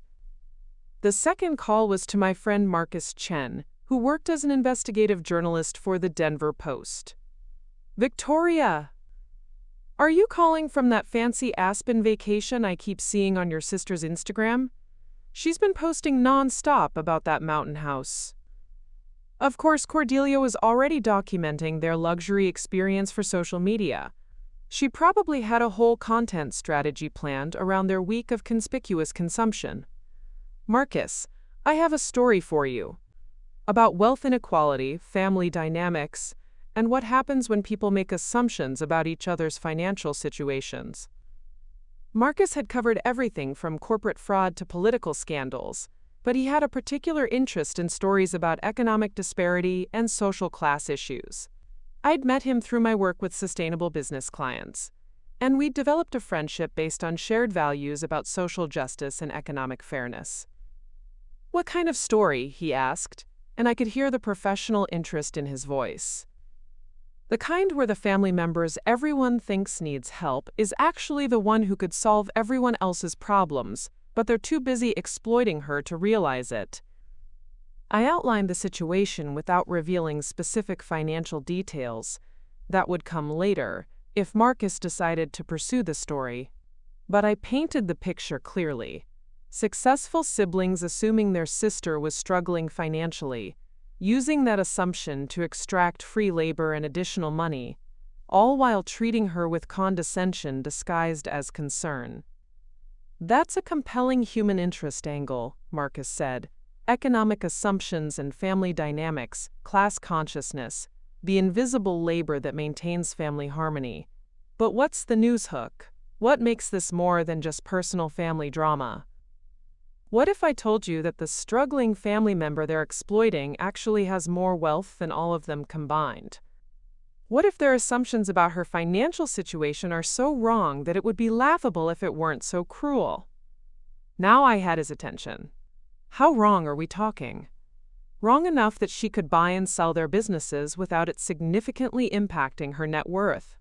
Wrong enough that what they think are huge expenses for her are actually rounding errors in her monthly budget. Marcus was quiet for a long moment. Victoria, are you the struggling family member in this story? I'm the family member they think is struggling. And you're not actually struggling. I'm worth more than $12 million, Marcus. I could have paid for this entire vacation for everyone without thinking twice about it. Instead, they're asking me to bankrupt myself while serving as their unpaid domestic staff. The silence that followed was profound. Marcus had known me for 3 years, had seen me at charity events and social gatherings, had watched me drive my modest Honda and live in my small apartment. Like everyone else, he'd made assumptions about my financial situation based on my lifestyle choices. Jesus, Victoria, how's that even possible? You live like someone who values financial security over conspicuous consumption? Like someone who'd rather build wealth than display it? But your family doesn't know? They've never asked, they've never shown any interest in my actual financial situation. They just assumed that because I don't live like them, I can't afford to live like them. Marcus was already thinking like a journalist, asking questions about documentation, sources, the broader social implications of the story. We talked for another 30 minutes about the angle, the timeline, and what it would mean to go public with this kind of family revelation. The thing is, I said as we were wrapping up, this isn't really about money. It's about respect, about seeing people for who they actually are instead of who you assume they are. It's about what happens when privilege blinds you to reality. After I hung up with Marcus, I sat in the dark for a long time, listening to the sounds of my family settling in for the night. Through the thin walls of the luxury cabin, I could hear Garrison and Penelope discussing their plans for tomorrow's ski lessons. I could hear Cordelia and Preston debating wine selections for dinner. I could hear my parents talking quietly about how proud they were of this successful family vacation. None of them were thinking about me, except maybe to feel satisfied that they'd successfully manipulated me into bankrolling their additional expenses. My phone buzzed with a text from Cordelia. "Can you make sure breakfast is ready by 8 a.m. tomorrow? We want to get to the slopes early. Thanks, you're the best. Red heart." The heart emoji was particularly galling, as if affection could disguise the assumption that I existed to serve their convenience. I typed back, "Of course. Looking forward to making this a Christmas you'll never forget." Which was absolutely true, just not in the way she expected. The third call I made was to my neighbor, Mrs. Patterson. "Victoria, dear, how's your fancy mountain vacation? Are you having a wonderful time with your family?" "It's been very educational," I said. "Mrs. Patterson, I wanted to ask you a favor. Could you keep an eye on my apartment while I'm gone? Maybe water my plants?" "Of course, honey. Is everything all right? You sound a little different." Mrs. Patterson had that intuitive understanding of people that came from decades of teaching middle school students. She could hear emotional undertones that others missed. "Everything's fine," I said. "I'm just seeing things more clearly than I have in a long time." "Sometimes family vacations can do that," she said gently. "Show you things you didn't want to see." Exactly. After hanging up, I pulled out my laptop and began typing. If Marcus decided to write the story, he'd need documentation, timeline, evidence of the pattern of behavior I'd described. But more than that, I wanted to record my own thoughts and feelings while they were fresh, before the complicated emotions of family loyalty could cloud my judgment. I wrote about the assumptions, the manipulations, the casual cruelty. I wrote about the way privilege had blinded them to their own behavior. I wrote about the difference between loving someone and actually seeing them. Most importantly, I wrote about the moment I'd realized that I didn't need their approval, their inclusion, or their version of love. I didn't need to prove my worth to people who were determined not to recognize it. As I typed, I felt something lifting from my shoulders, a weight I'd been carrying for so long that I'd forgotten what it felt like to stand up straight. For 32 years, I'd been trying to earn a place at a table where I was seen as the charity case, the one who should be grateful for whatever scraps of attention and inclusion they threw my way. But I didn't need their table anymore. I had my own table, and it was set with integrity, respect, and genuine affection from people who saw me for who I actually was. Tomorrow, my family would discover that the person they'd been exploiting was actually the one with all the power. And they would learn that power wielded with kindness is a choice, not an obligation. A choice they'd just convinced me not to make. Christmas morning arrived with the kind of picture-perfect snowfall that makes Aspen postcards look understated. I was up at 6, not because I needed to prepare the elaborate breakfast my family expected, but because I wanted to savor these final hours before everything changed forever. I made coffee in the mansion's professional-grade kitchen and watched the sunrise paint the mountains in shades of rose and gold. In a few hours, my family would discover who I really was, but first they would reveal one final time exactly who they were. By 8 o'clock, they'd all gathered in the main living room, dressed in coordinated luxury ski wear that probably cost more than most people's monthly salaries. The scene looked like something from a high-end catalog, beautiful people in a beautiful setting, surrounded by expensive gifts wrapped in designer paper. "Victoria!" Mom called out when she saw me. "There you are, sweetheart. Are you feeling all right? You look different this morning." I felt different. For the first time in decades, I felt completely authentically myself. I feel wonderful, Mom. Actually, I have something I want to share with all of you.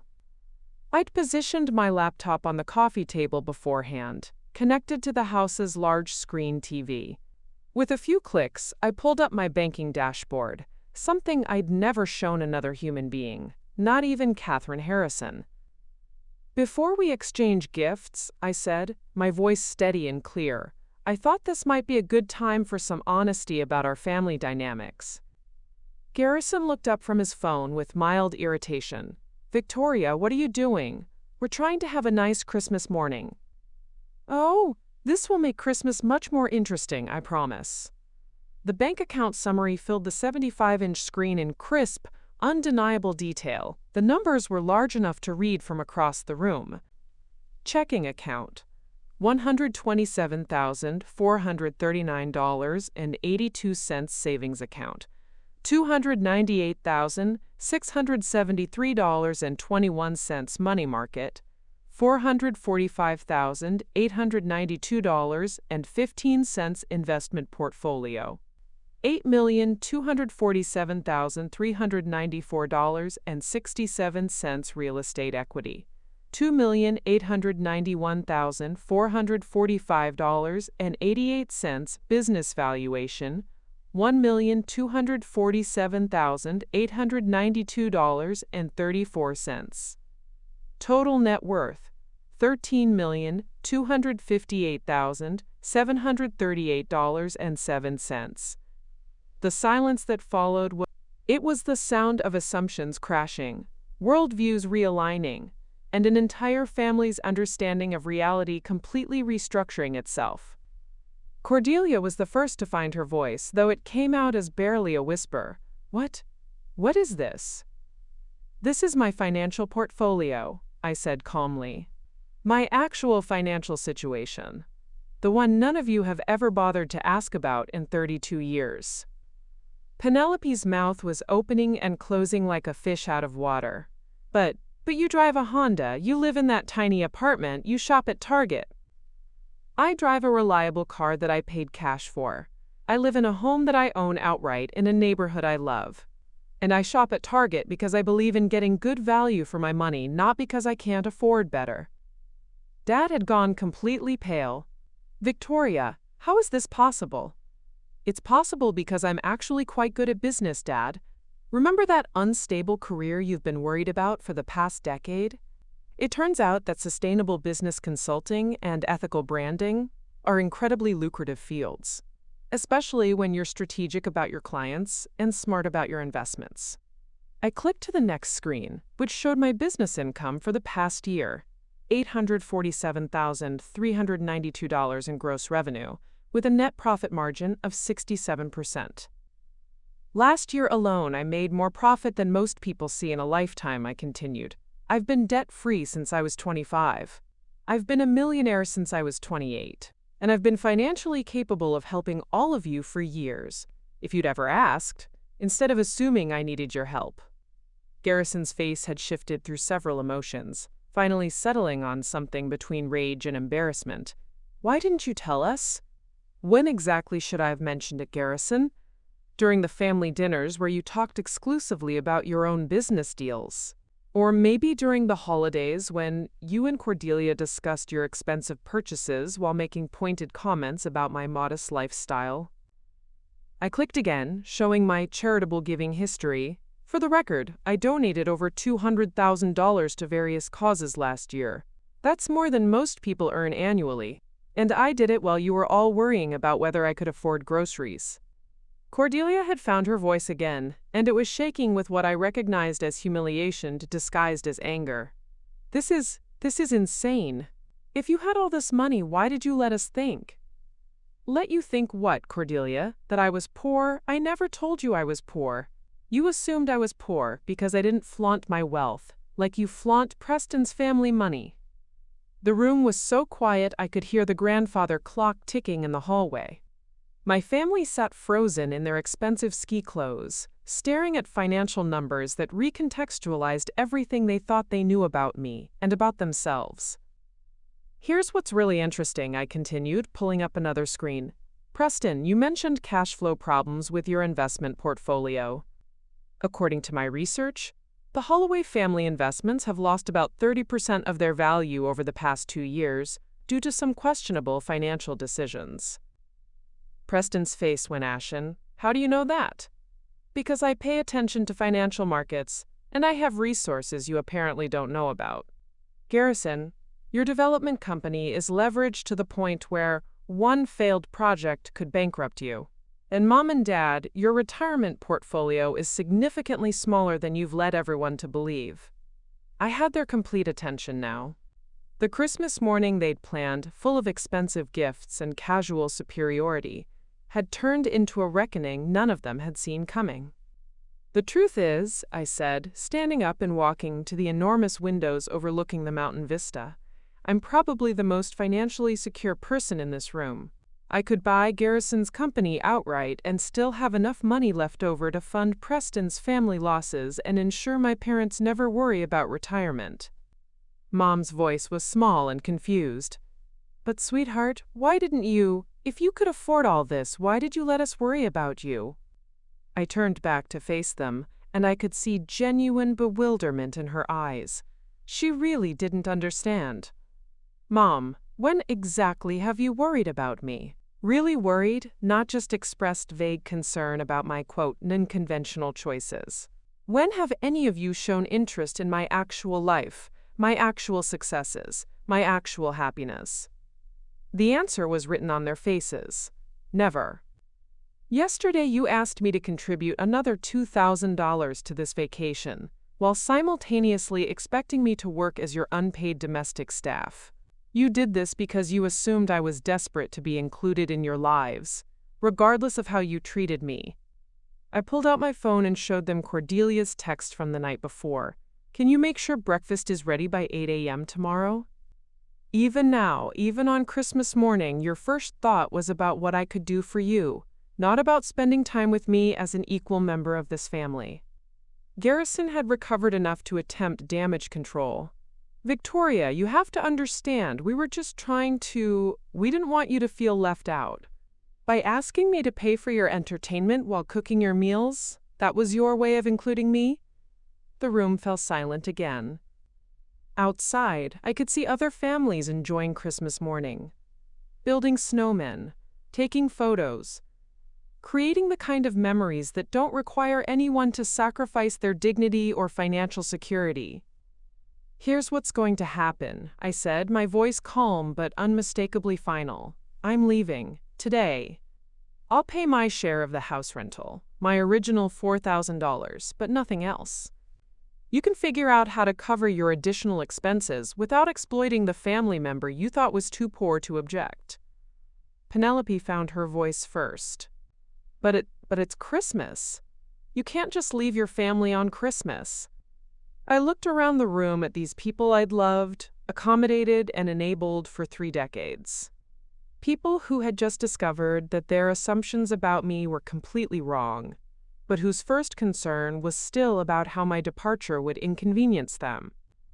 You're right, Penelope, I can't leave my family on Christmas. But the thing is, I'm not sure you've ever really been my family. Families see each other. Families respect each other. Families don't exploit each other's love and loyalty.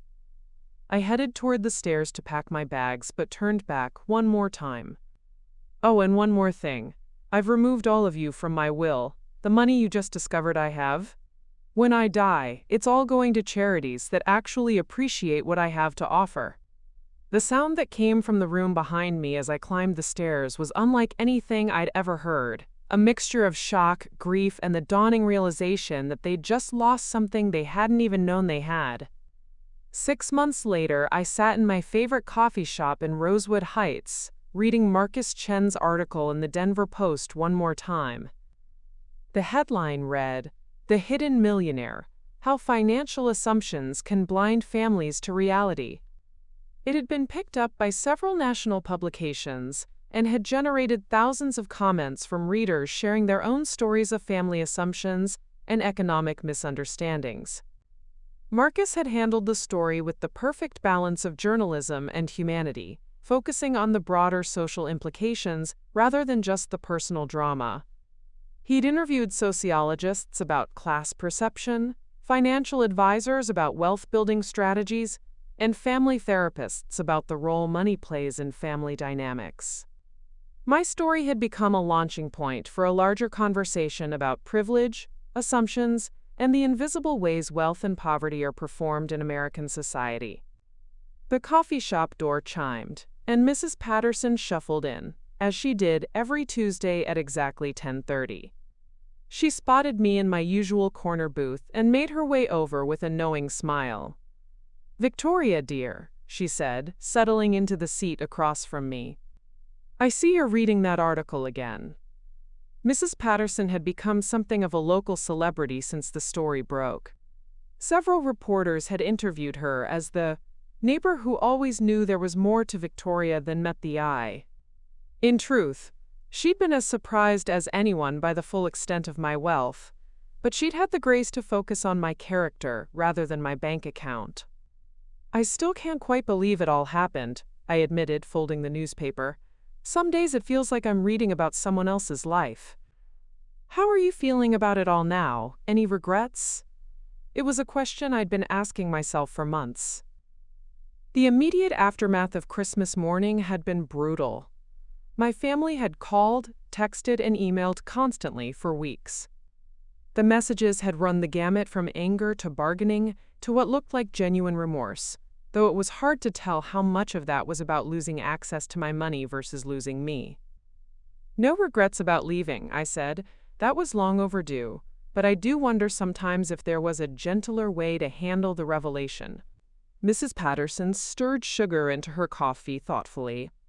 "Gentle revelations only work when people are ready to receive them. Your family spent 32 years not seeing you clearly. They weren't going to suddenly develop insight just because you asked nicely." She was right, as usual. My family's response to the revelation had proven exactly how deep their assumptions ran. Instead of apologizing for their treatment of me, they'd been angry that I'd deceived them. Instead of examining their own behavior, they'd focused on what my hidden wealth meant for them. Garrison had been the most persistent in his attempts to rebuild the relationship, though his efforts were transparently motivated by business interests. His development company had indeed faced serious financial difficulties, and he'd clearly hoped I might be willing to invest. When I'd politely declined, citing my focus on sustainable and ethical businesses, his calls had become increasingly desperate, then angry, then finally stopped altogether. Cordelia had taken a different approach, attempting to reframe our entire relationship as if she'd always been supportive of my choices. Her voicemails had been masterpieces of revisionist history, claiming she'd always known I was destined for success and had always believed in my business acumen. When I didn't respond to these overtures, she'd shifted to social media, posting throwback photos of us as children with captions about, quote, "family bonds that transcend everything." The comments on those posts were telling, friends who'd heard about the Denver Post article, asking pointed questions about her sudden nostalgic posts about the sister she'd rarely mentioned before. My parents had been the most heartbreaking to deal with. Their confusion seemed genuine, as if they truly couldn't understand how they'd misread the situation so completely. Mom had written me several long letters, filled with memories of my childhood and expressions of love that felt real but incomplete. She loved me, I believed that. But she'd loved an idea of me rather than the actual me, and now she was struggling to reconcile those two versions. Dad had approached it like a business problem, sending me articles about family reconciliation and suggesting we, quote, work through this systematically. He'd even offered to hire a family counselor, which would have been touching if it hadn't come 6 months too late and only after he'd learned about my net worth. The most telling response had come from Preston, who'd tried to approach me through professional channels, suggesting that his family's investment firm could help me optimize my portfolio. Even in the midst of family crisis, he couldn't resist trying to get a piece of my financial success. "Have you heard from any of them recently?" Mrs. Patterson asked. "The calls and messages stopped about 2 months ago," I said. I think they finally accepted that I'm not going to change my mind about rebuilding the relationship. What I hadn't told her, what I hadn't told anyone except Catherine Harrison, was that I'd been quietly helping my family anyway, just not in the way they'd wanted or expected. When Garrison's company had faced bankruptcy 3 months after Christmas, an anonymous investor had provided just enough capital to keep it afloat, with the condition that he shift focus to sustainable development projects. When my parents had worried about their retirement security, an anonymous donor had contributed to a fund that would ensure their financial stability without them ever knowing the source. I hadn't done it out of obligation or guilt. I'd done it because helping people I loved, even people who didn't see me clearly, was part of who I was. But I'd done it on my terms, in ways that didn't enable their continued assumptions about my role in their lives. "Do you miss them?" Mrs. Patterson asked gently. "I miss the idea of them," I said. "I miss having a family that sees and appreciates me. But I've realized that I actually have that family. It's just not the one I was born into." It was true. Over the past 6 months, I deepened my relationships with the people who'd always valued me for who I actually was. Marcus had become a close friend, bonding over our shared interest in social justice journalism. Catherine Harrison had evolved from financial advisor to trusted confidant. My business network had revealed itself to be full of people who respected my work and appreciated my perspectives. Most surprisingly, I'd connected with several readers who'd reached out after seeing the Denver Post article. People who'd experienced similar family dynamics, who understood the particular pain of being undervalued by the people who were supposed to love you most. We'd formed an informal support group that met monthly, sharing stories and strategies for building chosen families when biological families fell short. "And Eleanor would be proud," Mrs. Patterson added, as if reading my thoughts. She was right about that, too. Eleanor's influence had guided me through the entire experience. Her belief that the best response to being underestimated was living well had proven prophetic. Her understanding that true wealth came from meaningful work rather than material accumulation had given me the confidence to build my fortune quietly and use it wisely. Most importantly, her example had shown me that family wasn't just about blood relationships. It was about people who saw you clearly, supported your growth, and celebrated your success without needing to diminish it. My phone buzzed with a text from Marcus. "Coffee next week? I have an idea for a follow-up story about chosen families and community building." I smiled and texted back, "Absolutely, can't wait to hear it." As Mrs. Patterson and I finished our coffee and prepared to leave, she paused at the door. "Victoria, can I tell you something I've learned in 73 years? "Of course." "The people who love you for who you actually are will find you, no matter how well you hide. And the people who only love their idea of you will eventually reveal themselves for what they are. You just have to be patient enough to let both processes happen." Walking home through my neighborhood, I reflected on how much had changed since that December morning in Aspen. I was still living in the same apartment, still driving the same Honda, still shopping at the same stores. But everything felt different because I was different. I no longer carried the weight of other people's expectations or the exhaustion of trying to earn love that was conditional on my staying small. My business had grown significantly, partly due to the publicity from the article, but mostly because I was working with renewed energy and clarity. When you stop spending emotional resources on managing other people's assumptions, you have much more to invest in your actual goals. I'd also started a scholarship program for first-generation college students studying sustainable business practices. It was funded anonymously, but it gave me deep satisfaction to know I was helping young people build the kind of purposeful careers that had brought me both financial success and personal fulfillment. As I reached my building, I saw a package waiting by my door. Inside was a card from Eleanor's lawyer. Apparently, she'd left specific instructions for gifts to be delivered on various anniversaries after her death. This one was for the 6-month anniversary of Victoria's Independence Day, as she'd somehow predicted I'd need it. The card contained a photo of Eleanor and me from my college graduation and a note in her familiar handwriting. The best revenge against people who underestimate you isn't proving them wrong. It's building a life so fulfilling that their opinions become irrelevant. Proud of you always, Aunt Ellie. I smiled, remembering her voice, her wisdom, her unwavering belief in my potential. She'd been right about everything. About building wealth quietly, about not needing other people's approval, about the importance of surrounding yourself with people who see your worth.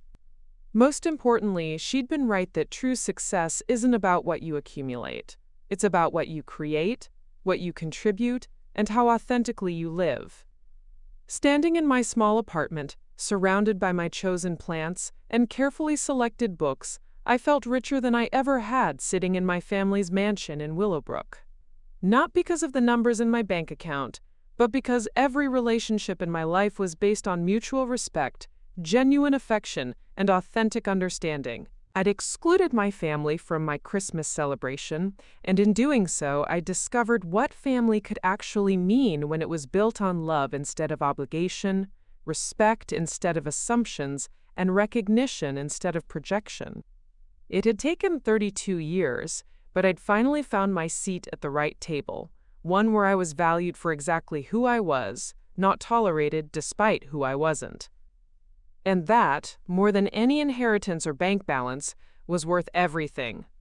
Up next, you've got 2 more standout stories right on your screen. If this one hit the mark, you won't want to pass these up. Just click and check them out.